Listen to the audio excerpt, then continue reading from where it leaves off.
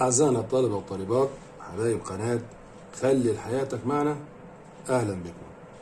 النهاردة مع الفيديو التاني اللي هنحل فيه بقية الامتحان الاسترشادي بتاع مادة الكيمياء 23. احنا كنا في الفيديو الأولاني حلينا مع بعض 25 سؤال، النهاردة هنكمل مع بعض ال 25 التانيين، وأرجو إنه الفيديو الأولاني يكون عجب حضراتكم. بسرعة كده هنشتغل مع بعض وهنشوف السؤال رقم 26 بيقول لي إيه؟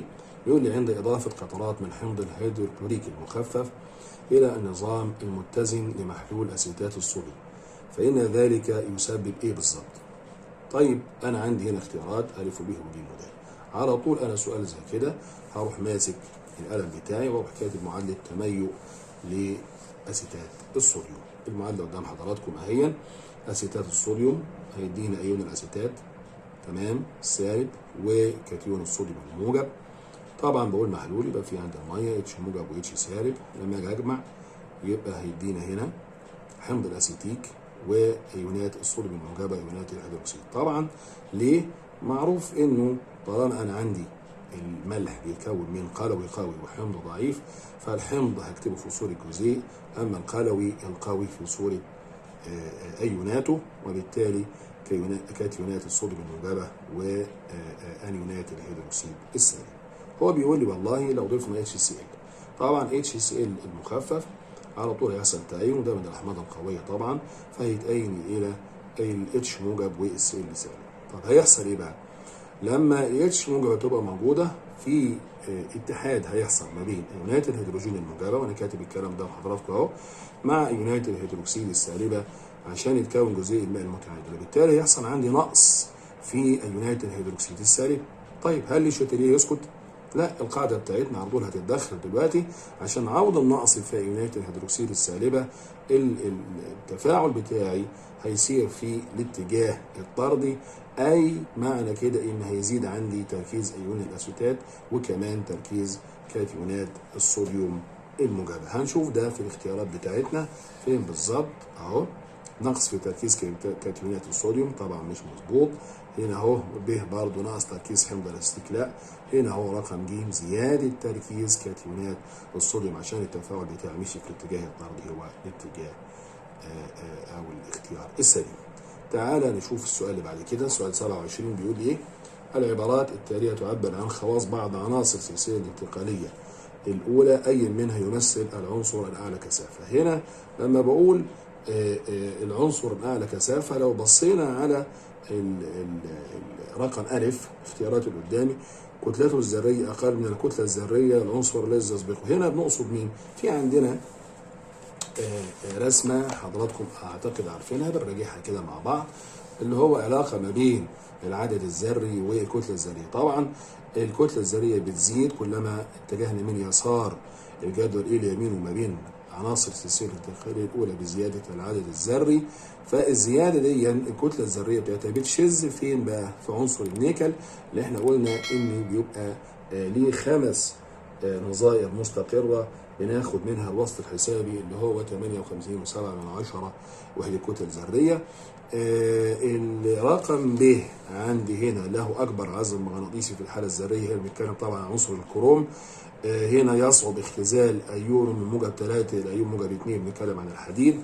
الاكبر حجم ذري يبقى انا بتكلم عن عنصر السكنديوم، لانه كلما اتجهنا من اليسار الى اليمين بزياده الشحنه الموجبه بيقل عندي. وطبعا في ثبات نسبي، ودي معلومه بنفكر حضراتكم بيها، الثبات النسبي بيبقى من الكروم لغايه النحاس، لكن بصفه عامه المفروض انه بيقل الحجم الذري من اليسار لليمين بشكل نسبي بسيط، فيبقى بتكلم عن عنصر السكان. وبالتالي الاختيار بتاعنا قدام حضراتكم هنا هيبقى اختيار رقم ألف. تعالى نشوف السؤال اللي بعد كده. سؤال 28 بيقول لي ايه؟ عند إضافة حمض الكبريتيك المخفف إلى مادة إكس تكون محلول ملح، وبعد فترة من الزمن ثم أضيف محلول النشادر. مهم جدا إن إحنا نقرأ السؤال كويس جدا جدا يا جماعة. لما بقول إضافة حمض الكبريتيك المخفف إلى المادة إكس، المادة إكس عندي أنا تمام ممكن تكون إيه؟ فانا عندي هنا مين واضح ان دي الاكاسيد بتاعت الحديد. مين اللي بيتفاعل؟ ودي معلومه احنا قلناها في الفيديو اللي فات. مين الاكسيد من الاكاسيد الثلاثه اللي بيتفاعل مع حمض الكبريتيك المخفف؟ يبقى هو اكسيد الحديد 2. يبقى على طول انا شلت ب وج. تمام كده؟ يبقى يا عم يا اما عندي الف او د. طيب بعد كده طبعا انا ده اكسيد الحديد 2 لما بيتفاعل هنروح للمعادله كده مع حمض الكبريتيك المخفف، تمام، على طول بيديني الملح بتاعه، يعني اكسيد حديد 2 فيديني ملح حديد 2. طيب لما يجي يقول لي بعد فتره، الكلمه دي اللي قايلها هو بعد فتره، ما نعرف ان الحديد بيحب يبقى في حاله استقرار، فسهل جدا انه يتاكسد من حديد 2 لحديد 3، فيتحول باكسيديشن من كبريتات حديد 2 الى كبريتات حديد 3. تمام. وعندي هنا يبقى اف اي موجب 3. طب لما يجي يتفاعل بقى مع او عند اضافه محلول نشادر، محلول نشادر يعني معناها ان اتش 3 بلس اتش 2 او، يبقى عندي هيدروكسيد امونيوم. يبقى التفاعل ما بين الاثنين دول هيديني هيدروكسيد حديد 3 راسب بني محمر. ويمكن قلنا كده او بنحفظ قلنا شبابنا حاجه حلوه الحقيقه، لان هيدروكسيد حديد 2 ابيض مخضر، انما حديد 3 بني. لو بصيت 3 كلمه بني عباره عن 3 حروف موجب 3 عدد 3، يبقى اربط ما بين الاثنين عشان ما تنساش مين فيهم البني محمر ومين الابيض مخضر. تعال نشوف السؤال اللي بعد كده. وبالتالي خلاص احنا قلنا الاختيار بتاعنا في سؤال 28 هيبقى اختيار رقم د، اف اي او وبعدين اف اي اس او 4، وبعدين بعد فتره هيتحول لكبريتات حديد 3، وبعدين هيتكون عندي الهيدروكسيد حديد 3. 29 بيقول لي ايه؟ عند توصيل مركب الرصاصي بطاريه حامضيه بمصدر تيار كهربي خارجي قوته الدافعه الكهربيه 14 فولت. طبعا احنا نعرف ان المركب الرصاصي بيبقى عباره عن 6 خلايا، كل خليه 2 فولت وبالتالي 12 فولت. يبقى انت كانك وصلته بمصدر يدينا جهد كهربي اعلى قليلا من الجهد الكهربي للخليه اللي عندي. يبقى معنى كده ان انا عندي خليه تحليليه، انك انت هتعمل عمليه شحن، وبالتالي لما بتعمل شحن يعني هتنعكس التفاعلات اللي انت حصلت عليها في تفاعل التفريغ، وبالتالي اللي بيحصل انه كبريتات الرصاص المتكونه والميه بترجع ريتيرن تاني، عوده مره اخرى تاني، فهيدينا ايونات الهيدروجين الموجبه.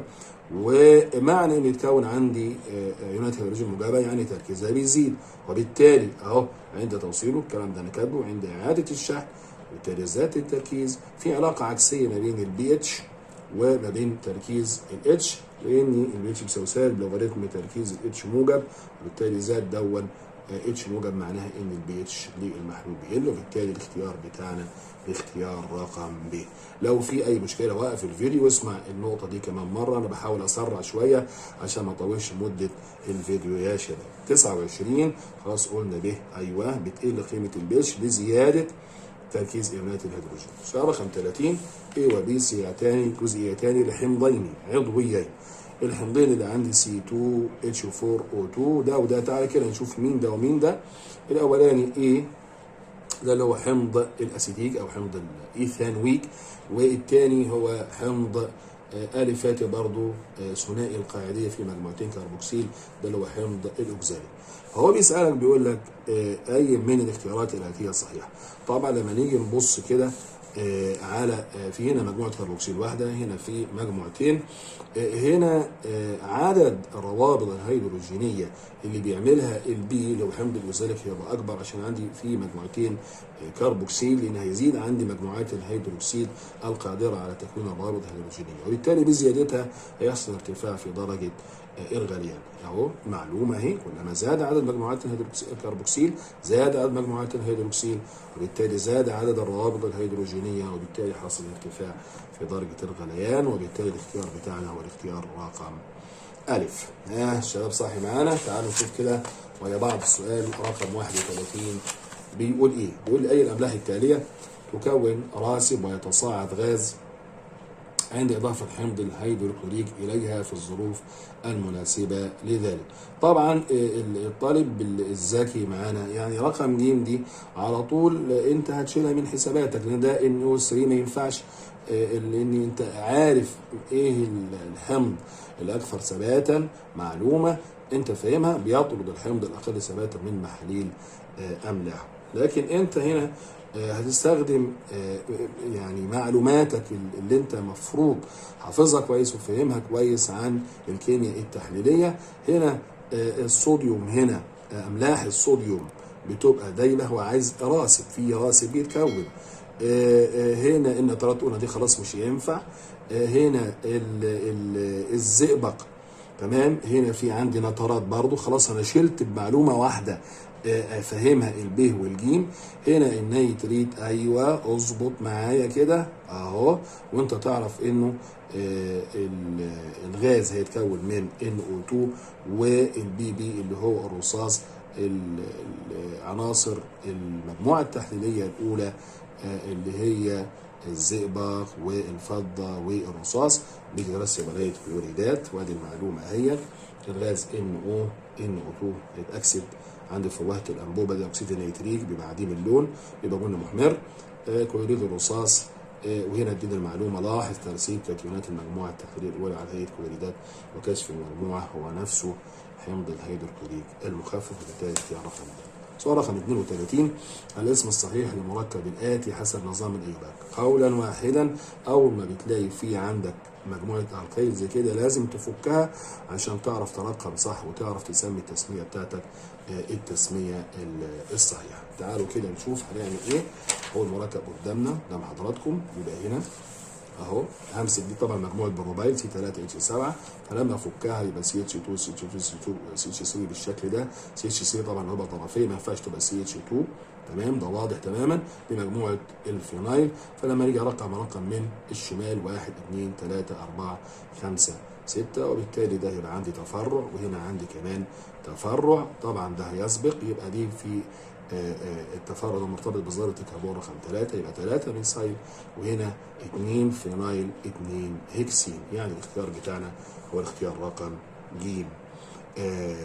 3 ميثايل 2 فينايل 2 هيكسين. سؤال رقم 33، العملية اللي بتؤدي إلى رفع نسبة الحديد في الخام بتحويل بعض الشوائب إلى غازات.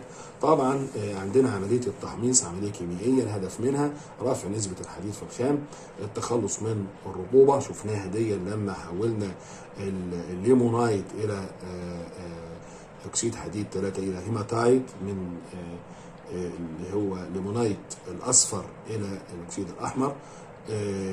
هنا برضو كمان أجساد الشوائب زي الكبريت والفوسفور بنحولها إلى غازات زي ثاني أكسيد الكبريت وخامس أكسيد الفوسفور، ودي عملية كيميائية. باقي ما باقي طبعا دي المقصود بيها يعني التلبيد والتركيز والتكسير، دي عمليات فيزيائية الهدف منها برضو رفع نسبة الحديد في الخام وكده. لكن لما بقول عملية كيميائية انت في هنا تكون غازات، يبقى في اكسيديشن بيحصل، عايز عملية التحميص، وبالتالي الاختيار بتاع رقم ده. سؤال 34 بيقول ايه؟ يقول استخدم جهود الأكسدة الموجودة في الجدول التالي، تمام، لتنقية فلز جهد اختزاله 8/10. خلي بالك حضرتك السؤال ده جميل جدا. يتم توصيل الخلية التحليلية بخلية جلفانية. طيب طبعا عشان نعمل عملية تنقية يبقى أنا لازم يكون عندي في خلية تحليلية. طيب الخلية التحليلية عشان في خلية جلفانية موجودة، هل هتبقى الاي والبي ولا الاي والسي ولا البي والسي؟ انهي بالظبط؟ انا لازم اجرب. الفكرة هنا بتاعة السؤال ان لازم يكون الاي ام اف او القوة الدافعة الكهربية بتاعة الخلية الجلفانية اللي انا هشتغل عليها، اولا لازم تبقى قيمتها موجبة، واحد انها خلية تلقائية، رقم 2 القيمة بتاعتها اكبر من القيمة بتاعة 8/10 فولت اللي هو الفلز اللي انا عايز اعمل له عملية تنقية. فانا هحسب كده حسابات بتاعتي، انا يبقى هنا ده المطلوب، حصول على خلية جلفانية جهدها اكبر من 8/10 فولت. فهاخد الاي مع البي من هنا من الجدول، اي مع البي، وهحسب جهد الاكسده الاكبر ناقص جهد الاكسده الاصغر بالحسابات اهو. 52% خدت الرقم 52% ناقص 34% حسابات، وتقدر توقف الفيديو وتشوف معايا خطوه خطوه. هنا 4/10 او 40%، طبعا القيمه اصغر من 8/10. هاخد الاي مع السي بنفس الكيفيه، حسابات بسيطه خالص 46%، وبالتالي قيمتها اصغر. هاخد الاي مع السي 52% ناقص 34% يديني 86. بس كده دي القيمه دي اكبر، 86% اكبر من 80%. وبالتالي الفلز اللي انا عايز اعمل عمليه تنقيه، المراد تنقيته هنوصله بالقطب الموجب اللي هو الانود عشان يحصل عنده تفاعل الاكسده، ودي الخليه التحليليه اللي هنشتغل عليها. اما الفلز النقي هنوصله بالقطب السالب، هو ده اللي بيحصل عنده تفاعل الاختزال. وبالتالي الاختيار بتاعنا يبقى الاختيار رقم د هو الاختيار السليم. السؤال 35 بيقول لي الشكل البياني التالي يمثل حاله الاتزان. قدام حضراتكم الرسمه هي. طبعا انا هاخد القيم. الاي عندي هنا، الاي عندي هنا ب 2/10، باسف 1/10 اهو ببساطه خالص. السي عندي هنا 2/10، اللي كانت 6/10، البي هتبقى هنا 3/10. وبالتالي معادله ثابت الاتزان انا هكتبها بكل بساطه اهي. يبقى الكي سي ادي المعادله بتاعتي، يبقى هنا سي تربيع كل مرفوع الى اس يساوي عدد المولات على الاي، وهنا البي الكل تكعيب.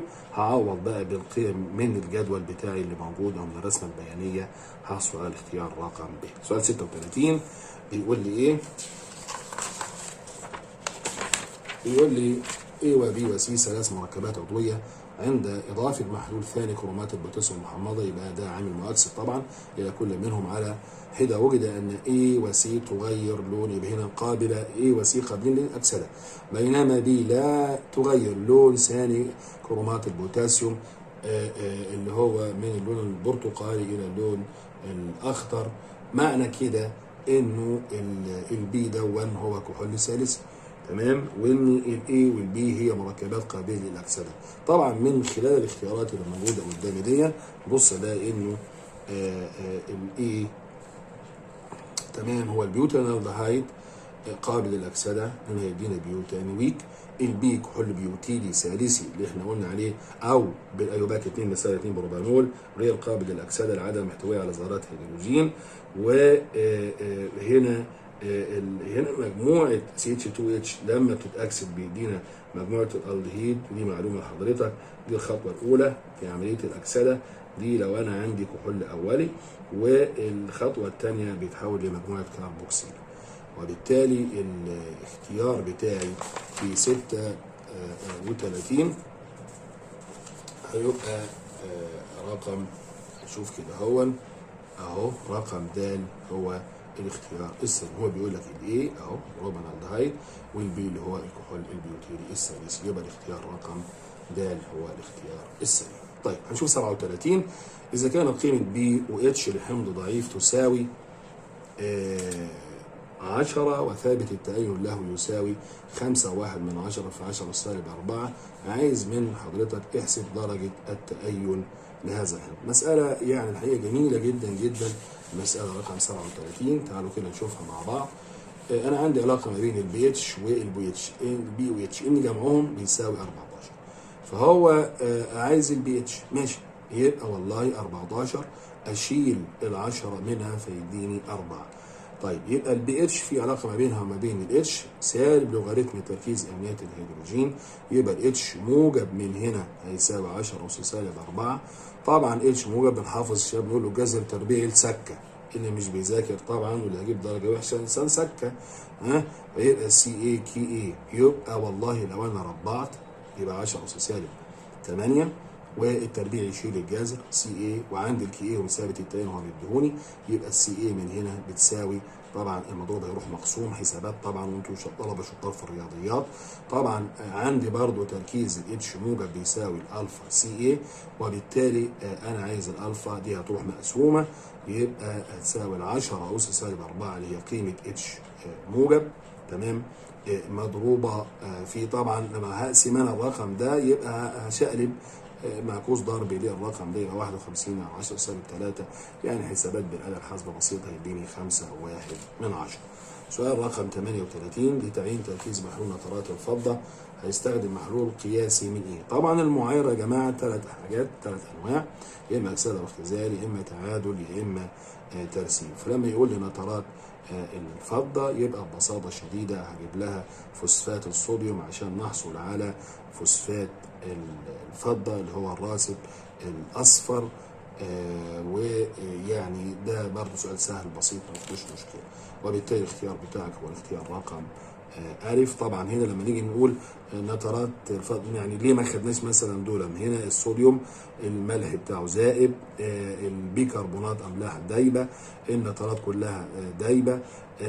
هنا برضو أسيتات هيبقى نترات البوتاسيوم، أملاح النترات كلها دايبة، أسيتات فضة يعني برضو انت يمكن برضو بعترض على حته اسيتات الفضه دي، لان يعني مش عندك في المنهج، ولكن خلاص ما عندنا في المنهج فوسفات الفضه الراسب الاصفر، ولا بقدر اميز ما بين، لو فاكرين يوديد الفضه وفوسفات الفضه في محلول النشادر دي بتدوب، انما كان عندنا لا يذوب يوديد الفضه في محلول النشادر.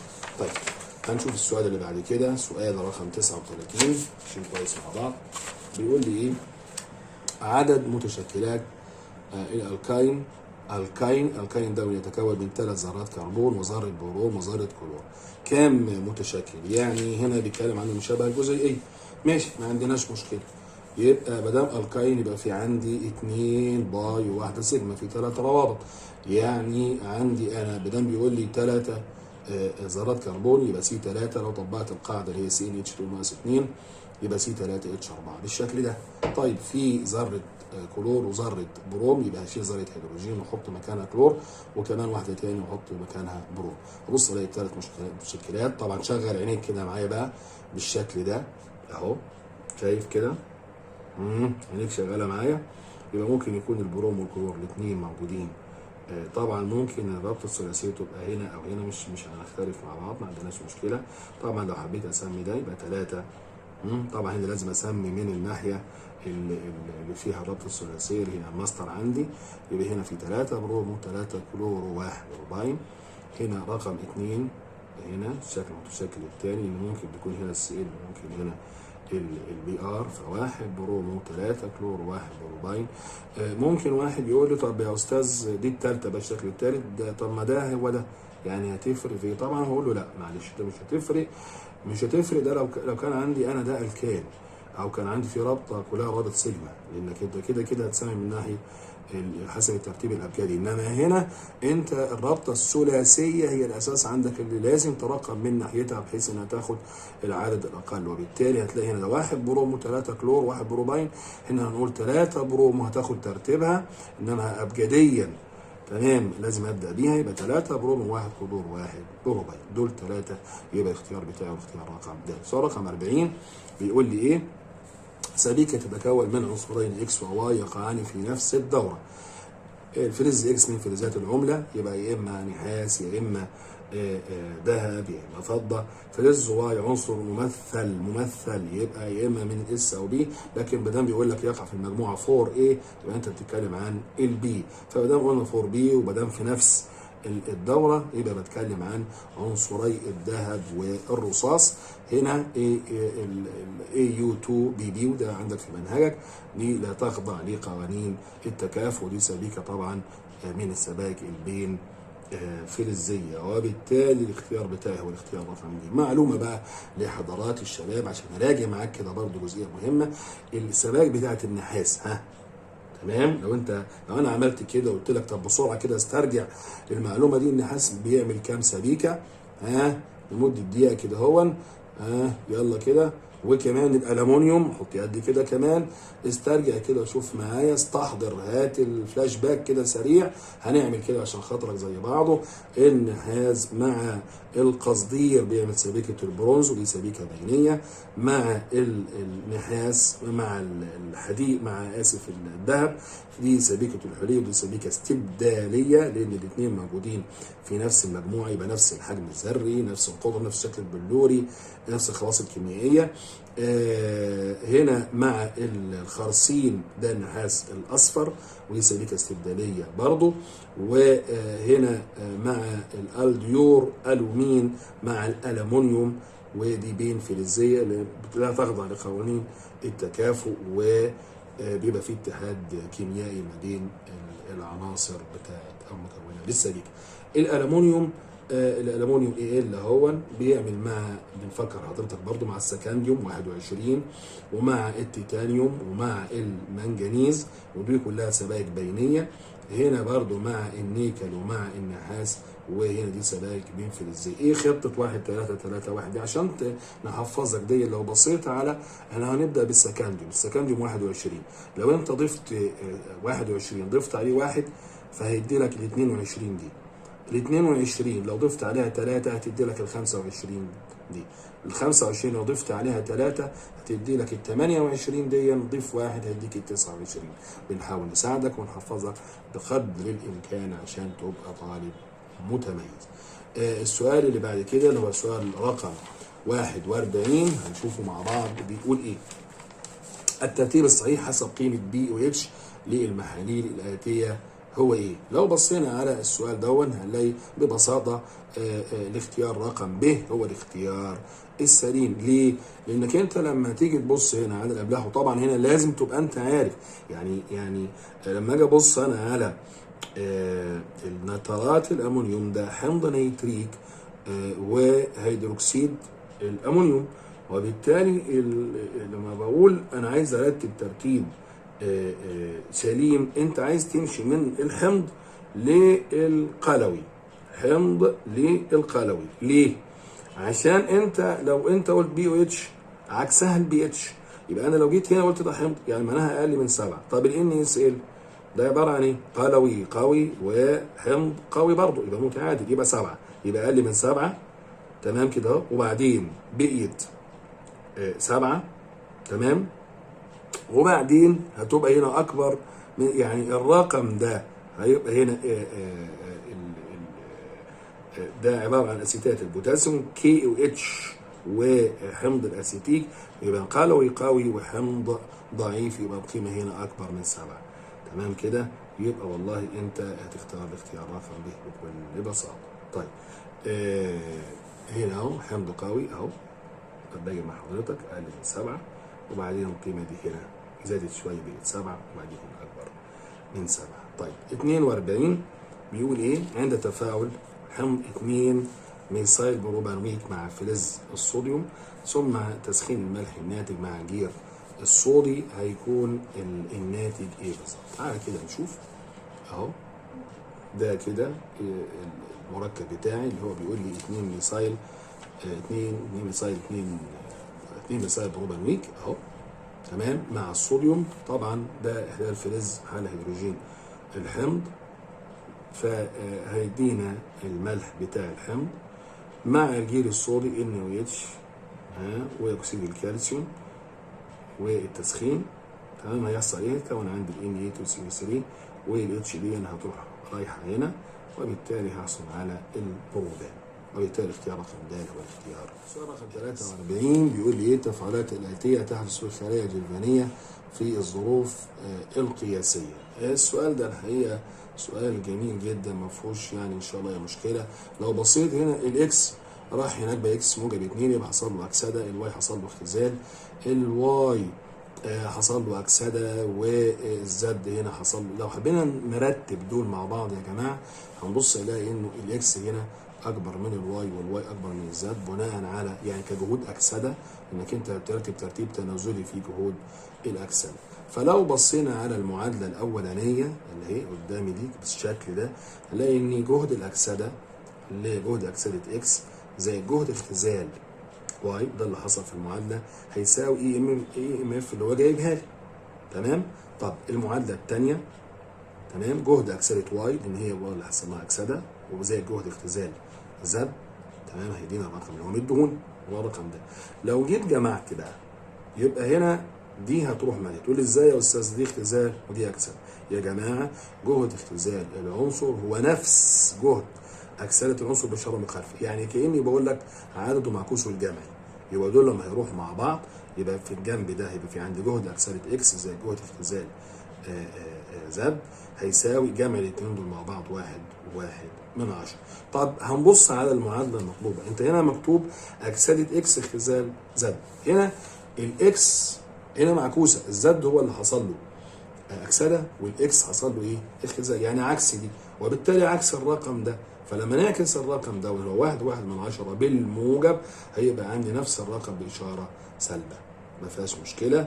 يبقى 43 هيبقى الاختيار بتاعي هو الاختيار رقم ألف، الاختيار السليم. 44 من التفاعلات الآتية C2H6 هنا لو ضفت وفر، طبعا ده الكان هنا، هل هيحصل إضافة مع ال HCl؟ مش هيحصل. C2H4 عندي رابطة باي، يبقى يحصل على خطوة واحدة. هنا هيبقى في عندي إضافة على خطوتين، فهتلاقي إني في أولانية التفاعل مش هيحصل. تعالى كده نشوف مع بعض. هنا أهو ال HCl مش هيحصل تفاعل، هنا هيحصل إضافة على الرابطة دي وهيديني المركب ده كده اللي هو واحد، هنا 1 كلورو إيثان. هنا يا جماعة في عندي 2 باي، وبالتالي الإضافة يقول لي وفرة، خلي بالك وفرة يعني خطوة أولى هنا موجودة وخطوة تانية لغاية لما طبعا هنا قاعدة ماركنكوف ما تنساش هتتدخل معاك. فهنا الغني يزداد غنى والفقير يزداد فقرا، يبقى لازم الاتش تيجي هنا تمام بالشكل ده. يبقى ده هيديني 1 ثنائي كلورو إيثان. وبالتالي المركب ده كل ما زادت عدد ذرات الكلور اللي الكتله الذريه بتاعتها اكبر، يبقى الكتله الموليه بتاعت المركب ده اكبر حاجه، لان الاضافه حصلت هنا مرتين. وبالتالي الاختيار بتاعي هو الاختيار رقم ألف، والاختيار السليم السي اكبر من البي اكبر من الاي. السؤال اللي بعد كده ارجو الشباب يكون ماشي معانا كويس. سؤال 45 هنشوفه مع حضراتكم. بيقول لي عند اضافه محلول هيدروكسيد الصوديوم الى 10 مللي من محلول كبريتات الالومنيوم تركيزه 1/10 مولر للحصول على محلول رائق، فان كتله هيدروكسيد الصوديوم اللازمه للتفاعل هتبقى كام؟ ومديني الكتله الموليه بتاعت هيدروكسيد الصوديوم. تعالوا نشوف المعادله قدام حضراتكم هتبقى تتكتب ازاي. ادي اهي المعادله. كبريتات الألمنيوم وهيدروكسيد الصوديوم، طبعا لازم تكون فاهم وزن المعادلة يعني بيحصل ازاي. فهيدينا هيدروكسيد الألمنيوم، وقف الفيديو ممكن نشوف الوزن واحسب وشوف الدنيا تمام. هنا كبريتات صوديوم، هنبص نلاقي هنا ان عدد مولات كبريتات الألمنيوم من الكلام اللي هو مديهوني تمام من المعلومات. هضرب التركيز لان عندك انت القانون التركيز يساوي عدد المولات على الحجم باللتر، وبالتالي لو ضربت انا التركيز في الحجم باللتر هيديني عدد المولات، وده انا عملته في الخطوه هنا يا جماعه. الخطوه دي هيديني 1/1000 مول. من المعادله انا عندي 1 مول من كبريتات الالومنيوم تمام اتفاعلت مع 6 مول من NaOH بالشكل ده. طب يبقى لو عندي 1/1000 مول من كبريتات الألمنيوم هيتفاعل مع كام مول من هيدروكسيد الصوديوم؟ طبعا طرفين في وسطين، يبقى أنا عايز 6/1000. طيب ماشي، أنت عرفت هنا عدد المولات. طب ما أنت عدد المولات بيساوي كتلة المادة على كتلة المول، يبقى كتلة المادة اللي أنت عايزها هي كتلة هيدروكسيد الصوديوم هيساوي عدد المولات اللي أنت جبتها مضروبه في كتله المول، ضرب عادي خالص، يبقى 24 من 100 جرام. خلي بالك شوف هو بيوقعك جايب لك ال 24 من 100 من ضمن الاختيارات، لكن لا مش هو الاختيار بتاعي. ليه؟ لان هو كاتب لك هنا انا عايز للحصول، شايف كده بيوقع، شايف التركايه، انا محلول رائق. كلمه محلول رائق يبقى انا مش عايز الراسب، لان هنا ده طبعا ده راسب ابيض جيلاتيني من هيدروكسيد الالومنيوم. خدنا قبل كده ان لما بنضيف وفره او زياده من هيدروكسيد الصوديوم بتكون عندك اللي هو المحلول الرائق اللي هو ميتا الومنيات الصوديوم هي اللي بتتكون ايه NaLO2، وبالتالي انت لازم كميه هيدروكسيد الصوديوم تكون اكبر من الكميه اللي كونت الراسب عشان تحصل على المحلول الرائق. والحصول على المحلول الرائق لابد اضافه المزيد من NaOH، وبالتالي انت عايز رقم اكبر من ده اللي هو 32 من 100. واحد مثلا يسالني طيب يا استاذ ليه ما خدناش اللي هو 320؟ يا ابني طالما 32 من 100 بس خلاص خليت لك رائق. انت مش في حاجه انك انت تضيف كميات كبيره عشان تجيب 320 جرام صحيح، وبالتالي العقل يقول خلاص 32 من 100 هتفي بالغرض. اظن يعني الاجابه واضحه تماما ما فيهاش ان شاء الله اي مشكله. طيب تعال نشوف السؤال اللي بعد كده. 46 عدد مولات غاز الهيدروجين اللازم اضافتها الى 2 مول من مركب فينيل اسيتيلين لتشبعه لازم طبعا اعرف اكتب المركب دون تمام. ادي اهو الاسيتيلين هو C2H2، فهنا بشيل ذره هيدروجين وبحط هنا مجموعه الفينيل. لو بصينا حلقه البنزين هنا فيها 3 روابط مزدوجه، وبالتالي انا عايز كل رابطه هتاخد مول، وبالتالي 3 روابط يبقى ب3 مول. طيب هنا في عندي 2 باي، يبقى هنا كل رابطه واحده عايزه مول، وبالتالي الاثنين عايزين 2 مول، اذا 3 و2 مع بعض 5 مول. طيب هل هو بيقول لك انا عايز دي المول؟ شايف الكلام شو بيوقعك ازاي، وجايب لك 5 مول من ضمن الاختيارات، بيقول لك 2 مول. خلاص انا عرفت ان المول الواحد عايز 5 مول، يبقى ال2 مول خلاص 2 في 5 ب10، ما فيهاش مشكله. طيب 47 هنا دي دخلنا في الاسئله المقاليه. اكس وواي عنصران من السلسله الانتقاليه الاولى، ماشي. اكسيد العنصر اكس عامل حفاز في تحضير الاكسجين. طبعا انا عارف حضرتك قلت معايا على طول مين هو، ده اللي هو مين؟ ام ان، مش كده؟ اللي هو المنجنيز، ام ان او 2. ثاني اكسيد المنجنيز لما بنستخدمه في فوق اكسيد الهيدروجين لما ينحل الى ماء اكسجين. العنصر واي يكون مع العنصر اكس سبيكه. فبيقول لك استنتج الكاتيون الذي له اكبر عزم مغناطيسي في الاكاسيد التاليه. طبعا هنا بيكون مع يعني الحديد مع المنجنيز بيعمل سبيكه، والكلام ده احنا عارفينه. لو نفكرك اللي هي بتستخدم في قضبان السكك الحديديه انها تتميز بالصلابه الشديده. فانت هنا اكس 2 او 3 واي 2 او 3، يعني كاني بقول لك اف اي 2 اهو. شوف مع بعض بسرعه. تمام، انا عرفت الام ان هو الاكس 25. فانا هنا لما باجي دي كذره يبقى 25. طبعا مهم جدا تبقى حافظ الاعداد الذريه. يبقى 4 اس 2 3 دي 5. لما بيقول لي ام ان 2 او 3 يبقى هنا الام ان عندي موجب 3، فموجب 3 هشيل 2 دي واشيل واحده من هنا، يبقى الدي فيها 4. يبقى اذا عندي 4 الكترونات مفرده. ولما بتكلم عن عزم مغناطيسي يبقى بتكلم عن عدد الالكترونات المفرده اللي موجوده عندي في هنا في 4. طيب الحديد هيبقى لو كذره 26 يبقى 4 اس 2 3 دي 6. لو هو الموجب 3 يبقى هنا هشيل الاثنين بتوع ال 4 اس وهشيل واحده كمان من الدي، وبالتالي في عندي 5 نقاط مفرده. يبقى اكيد العزم المغناطيسي هنا بتاع اف موجب 3 اكبر من العزم المغناطيسي بتاع ام ان موجب 3، وبالتالي يعني انت كده عرفت الاختيار بتاعك. او اسف، السؤال المقالي ده سؤال مقالي مفيش اختيارات، ان الاف اي موجب 3 اكبر من ام ان موجب 3. سؤال رقم 48 هنشوفه مع بعض. بيقول لك سؤال جميل جدا جدا السؤال ده على فكره يا جماعه، ده لازم يعني السؤال ده لازم توقف الفيديو وتقعد تعمل لك كده كوبايه شاي وتيجي، لانه يعني هيصدعك شويه يعني، انما هو سؤال حلو يعني في ذكاء شويه. بيقول لك احسب عدد مولات هيدروكسيد الصوديوم اللازم اضافتها لتمام التفاعل مع. طب عملت لي معاك كوبايه شاي ولا ايه الدنيا؟ متشكرين يا عم بالهنا والشفا. لتمام التفاعل مع 1 مول من محلول الاسبرين مع التسخين. الاسبرين انت درست في اخر جزئيه اللي الناس كتير بتهملها في الاسترات، انه الاسبرين ده ما هو اللي عباره عن استر بيتكون من حمض مع كحول. طب مين اللي انت هتشتغل عليه؟ تعالى كده نشوف بسرعه مع بعض يا جماعه. الاسبرين هو استر عند اجراء التحلل المائي له. اولا التحلل المائي يعني معناها انك انت راح تحصل على الحمض والكحول اللي كونوه. نحصل على حمض السلسليك وحمض الاسيديك. الله يا استاذ انت بتقول حمض وكحول، اقول لك استنى ما تستعجلش على رزقك. لاحظ ان حمض السلسليك، اقرا معايا الملحوظ، مجموعه الهيدروكسيد هي التي تفاعلت. لكن ما بتكلمش عن زيت المروخ، دي قصه تاني. زيت المروخ ده اللي هو بنفاعل الكحول الميثيلي مع مجموعه الكربوكسيل اللي موجوده في حمض السلسليك. يبقى حمض، يبقى دي هنا اهو فاعل كحمض مع كحول. انما في حالتنا دي حمض السلسليك هنا هفاعل او اتش، دي مالهاش علاقه بالقصه.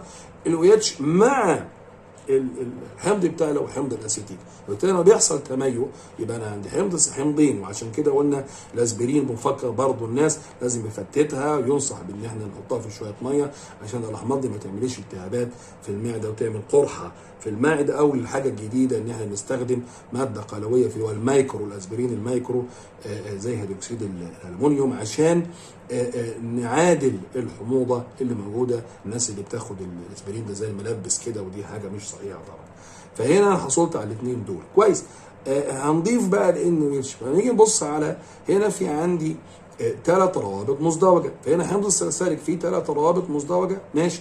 يبقى ال3 عايزين 3، يبقى هنا يتفاعل مع 2 مول. طبعا انت هنا بتقول 3 روابط مزدوجه ان اتش. طب انت هنا هل ان اتش هيتفاعل معاها؟ لا، انت مش بتعمل تفاعل اضافه، ده بتعمل تفاعل عشان الناس ما تتلخبطش.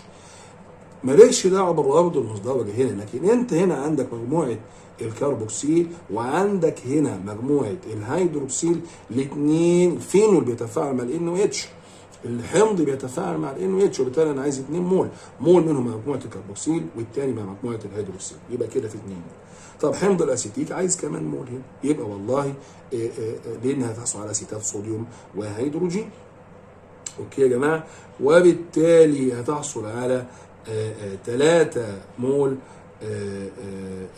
في طب واحد هنا برضو عشان الشباب اللي هو ايه يا استاذ مش احنا هنا اتش، فانت عايز ده لو عندي صوديوم، فانا بحاول كده احاول ارد على يبقى 2 ان ايه عشان يطلع، لكن انت هنا هيبقى اهو بسرعه كده لو انا رحت كاتب ان ايه او اتش كده، فهيبقى سي اتش 3 سي او ان ايه، وهيطلع عندي مين او اتش مع الاتش ميه اللي هو اساس صوديوم وميه. طبعا يبقى انا عايز مول هنا، وبالتالي 2 1 3. طيب الجزئيه الثانيه عايز مولات الهيدروجين اللي لازم اضافتها الى محلول اسبرين برضه لتحويل، خلي بالك هنا ده تفاعل ايه؟ اضافه لتحويل مركب اليفاتي متعادل. اهي الجزئيه دي اللي انت هنا شوف هتستخدم فيها الروابط المزدوجه، مش هتتفاعل مع اللي هي مجموعات الاستبدال، لا. فهنا حمض السلسليك يحتاج 3 مول لوجود، ماليش دعوه بقى خلاص مجموعات الاستبدال دلوقتي، لا، ليه علاقه او شغلي على اللي هي الروابط المزدوجه اللي موجوده جوه الحلقه. ففي 3 روابط، كل رابطه عايزه مول من الهيدروجين، وبالتالي عايز 3 مول هيدروجين. تمام، في وجود طبعا الشروط، طالب منك الشروط في السؤال مع توافر الشروط المناسبه، طبعا ده ضغط وحراره وعامل حفاز. حمض الاسيتيك هعوز 2 مول اهي باينه، والسؤال ده احنا عارفينه، معادله مهمه جدا. حمض الاسيتيك اقدر اختزله واحصل منه على الكحول الايثيلي. تمام، طبعا عاوز 2 مول في وجود كرومات النحاس كعامل حفاز. فانت هنا 2 مول مع 3 مول يبقى هتعوز 5 مول. يعني برضو هنا جزئيه بسيطه، ان مجموعه الكربوكسيل هنا لو عندي مول واحد هيتحول من هيدروجين الى اسيتالدهيد، مول واحد كمان المول الثاني هنحوله الى اللي هو مجموعه الكحول CH2H او الكحول الاولي، وبالتالي 2 و3 هعوز 5 مول من الهيدروجين. سؤال 49 بيقول ايه؟ عند إمرار كمية من الكهربية في خليتين متصلتين على التوالي، تحتوي الأولى على محلول نترات الرصاص، فترسب 8 و28 جرام من الرصاص، بينما في الخلية الثانية حدث التفاعل. طيب أنا عايز أشوف اللي حصل في الخلية الأولى بالظبط. دلوقتي هنا الرصاص لو بصينا عليه موجب 2 معايا يا شباب. طبعا انا في قانون دايما نقوله للشباب عشان اقدر احل المسائل من النوعيه دي، لو انا عندي مول من لترسيب مول من فلز 1000 فاراداي في التكافؤ، فهنا الرصاص من خلال المركب ده تكافؤ ثنائي، فيبقى هنا 2 اف هتديني مول واحد، يعني كتله ذريه واحده اللي هي 207 هو مديهاني في المساله 207. يبقى كام؟ طيب يديني قيمه الراسب اللي هي 8.28%، يبقى اذا مره كهربيه مقدارها 8 فاراداي. طيب هنا بيقول لي طالب مني عدد مولات المتكون من الماده اكس، هنا اكس موجب، طبعا هنا في المعادله اللي هو جايبها لي اكس موجب 4 تحولت اكس، يبقى هنا في 3، يبقى في 3 مول الكترون، يبقى هنا برضو في القانون كميه الكهربيه شحنه الايون في الاف، فانا عندي هنا في 3 مول الكترون، يعني معناها ان 3 فاراداي تديني الواحد مول. طب يبقى 8 من 100 اللي هي مرت اللي هي اكس دي، تمام، هتديني كام من اكس؟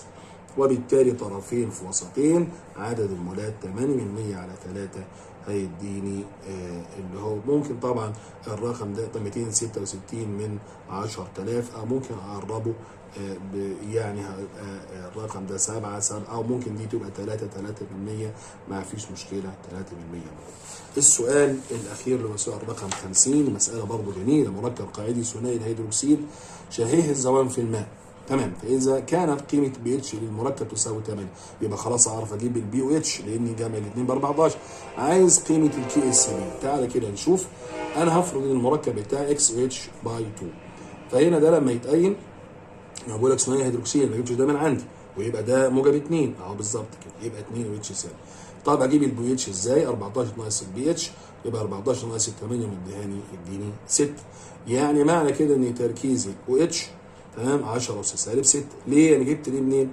لان البي او اتش يساوي سالب لوغاريتم تركيز البي اتش، وبالتالي على طول بتاخد الست دي اس فوق ال 10 وتحط السالب يبقى 10 اس سالب 6.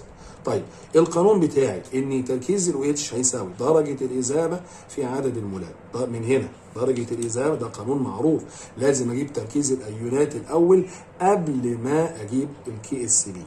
تمام؟ يبقى درجه الاذابه في عدد المولات. انا هفرض ان درجه الاذابه مثلا بفرضها بالرمز واي، يبقى هنا عدد المولات عندي 2 يبقى 2 واي. تمام كده؟ يبقى هنا ال 2 واي هتساوي تمام ليه؟ من هنا يبقى التركيز او اتش بيساوي ده، وكمان تركيز او اتش بيساوي ده. يبقى اذا لما هكتب كده اهو عرفت ان الواي هي درجه الاذابه بتساوي طبعا دي مقسومه هتبقى مقام، يبقى 5 من 10 في 10 اس سالب 6. طيب الكي اس بي لما اجي احسبها على المعادله دي يبقى هنا حاصل ده ضرب تركيزات الايونات كل مرفوع لاس يساوي عدد المولات. يبقى هنا الاكس موجب 2 تمام كده، والتركيز الاو اتش طبعا هنا هتلاقي ان الاثنين استخدمناها مرتين، مره استخدمناها في حساب تركيز الايون ومره ثانيه استخدمتها كاس لما جيت حسبت الكي اس بي. خلي بالك من الجزئيات دي. طيب يبقى هنا تركيز الاكس موجب 2 عباره عن درجه الاذابه في اللي هي احنا جبناه اللي هي الواي الرقم ده عدد المولات 1 خلاص يبقى القيمه نفسها. هنا الاو اتش يبقى هنا 2 اللي هي دي درجه الاذابه اللي هي الرقم ده في عدد المولات اللي هو 2 كل مرفوع الى تربيع، وبالتالي بالحسابات الاثنين هينزل طبعا على كل اللي مضروب في القوس انا 4. الرقم ده كده اتكرر 3 مرات طبعا كل اس 3 ضرب عادي باستخدام الاله 5 من 10 في 10 اس سالب 18. حقيقه يعني امتحان جميل جدا جدا وفيه معلومات وثري جدا. يمكن بعض الملاحظات اللي احنا يمكن تناولناها مع حضراتكم في الفيديو احنا قلناها على بعض الحاجات اللي كان نتمنى انها في الاختيارات ما تبقاش موجوده، لكن في النهايه اعتقد في استفاده جيده. ارجو حضراتكم قلنا ان في 8 فيديوهات من خلال سلسله يلا بمزمز كيمياء، شوفهم وراجعهم، وتمنياتي لحضراتكم او ارجو لحضراتكم التمني الشيء المستحيل يعني مش كده حتى عربي يعني. ارجو لحضراتكم كل التوفيق وربنا يكرمكم، ويا ريت تشير الحاجه دي، نشير في الخير ما انتم اهل الخير، وربنا يكرمكم يا رب ان شاء الله وتجيبوا اعلى الدرجات، وان شاء الله هتحلوا تجيبوا درجات كويسه. كل سنه وحضراتكم طيبين، وسلام الله عليكم ورحمته وبركاته.